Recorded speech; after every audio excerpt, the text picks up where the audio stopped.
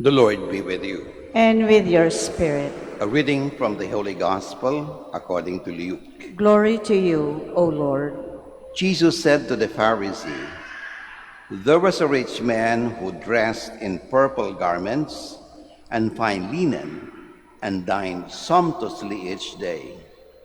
And lying at his door was a poor man named Lazarus, covered with sores, who would gladly have eaten his fill of the scraps that fell from the rich man's tables. Dogs even used to come and lick his sores. When the poor man died, he was carried away by angels to the bosom of Abraham. The rich man also died and was buried.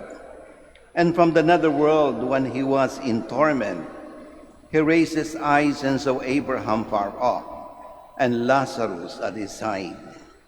And he cried out, 'Father Abraham, have pity on me. Send Lazarus to dip the tip of his finger on water and cool my tongue, for I am suffering torment in these flames.' Abraham replied, 'My child, remember that you received what was good during your lifetime, while Lazarus likewise received what was bad, but now he is comforted here, whereas you are tormented. Moreover, between us and a great chasm is established, to prevent anyone from crossing who might wish to go from our side to yours, or from your side to ours.' He said, 'Then I beg you, Father, send him to my father's house, for I have 5 brothers, so that he may warn them, lest they come to this place of torment.' But Abraham replied, 'They have Moses and the prophets. Let them listen to them.' He said, 'Oh no, Father Abraham, but if someone from the dead goes to them, they will repent.' Then Abraham said, 'If they will not listen to Moses and the prophets, neither will they be persuaded if someone should rise from the dead.'" The Gospel of the Lord. Praise to you, Lord Jesus Christ. Please be seated. My dear brothers and sisters in Christ, akmang-akma po ang binasa natin na Ebanghelyo sa araw na to, sapagkat ang mga pangyayari ay hindi lang pangyayari ng panahon ni Jesus, kung hindi patuloy na uulit, lalong-lalo na sa panahon natin ngayon. Ang daming calamity ang lumipas, maraming bagyo ang dumaan, and siguro nakikita natin ang pagkakaiba nating lahat. May mga tao siguro sa gitna ng bagyo, nagpipiesta. Sa gitna ng bagyo, ang iba dyan pumupunta pa sa kasino. Ang iba siguro ay nagmamadyong. Ang iba siguro kung ano-anong ginagawa sa buhay. Samantalang may mga tao na siguro lubog sa baha.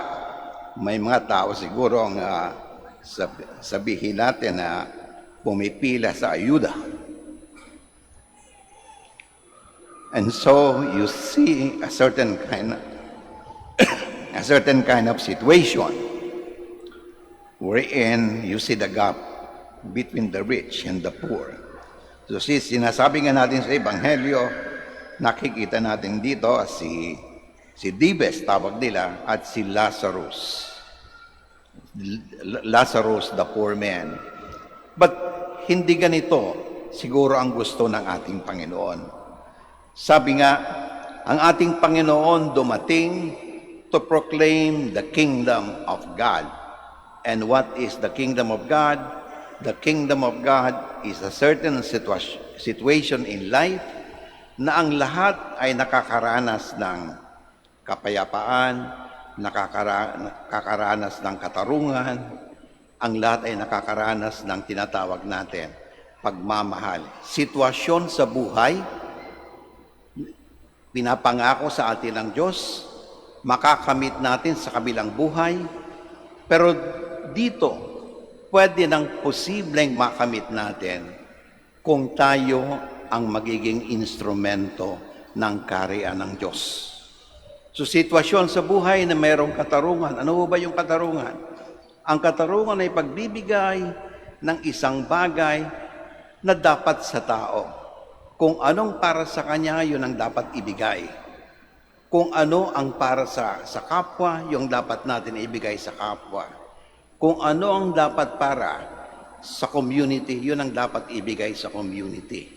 Sinasabi nga, hanggat hindi natin na ibibigay kung anong dapat maibigay, isang klase ng inhustisya yan sinasabi natin. At hindi lang yon ang sitwasyon ng kaharian ng Diyos. Ang kaharian ng Diyos ay isang sitwasyon na kung may tinatawag tayong pagmamahal. Ano yung pagmamahal? Hindi na kailangang ibigay ko sa kapwa dahil nararapat sa kanya. Kung hindi, kahit hindi para sa kanya, pero alam ko na pangangailangan niya. Kung ano man ang meron ako at may sobra ako, kailangang ibigay ko sa aking kapwa. Yun ang pagmamahal na sinasabi ng ating Panginoon. Sabi nga ho ng isang santo, sabi ni St. Thomas Aquinas, sabi niya, justice without charity is cruelty. But then, charity without justice is nothing at all. So yun ang ipinapangako ng ating Panginoon na ibibigay ang kaharian ng Diyos sa atin. Yan ang kanyang pinoproklama. Sitwasyon sa buhay na payapa. Sitwasyon sa buhay na may hustisya. Sitwasyon sa buhay na mayroong pagmamahal. Kaya nga po, di ba? Ang Panginoon came not to be served, but actually to serve. And ano bang tinatawag na serbisyo? Ang serbisyo ay pagbibigay ng isang bagay na mahalaga sa tao. Yung ibinibigay na yan, ay pwedeng talino, pwedeng yaman natin, pwedeng ang ating kakayahan. Nagsiservisyo tayo kapag yan ang ibinibigay natin sa kapwa. Napakahirap po magserbisyo kung ang iniisip ay palagi sarili. Di ba? The more I think of myself, the more I would not think of others. The more I think of others, the less I should be thinking of myself. My dear brothers and sisters, kaya nga sinasabi natin, our God is a God of justice. And the Blessed Virgin Mary, isa sa mga titulo ni Maria is the mirror of justice.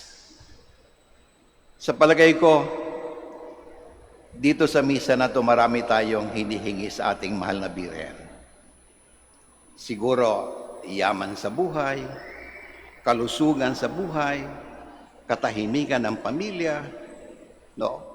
Marami sa atin na sana naman makagana ko, gumana ang buhay ko.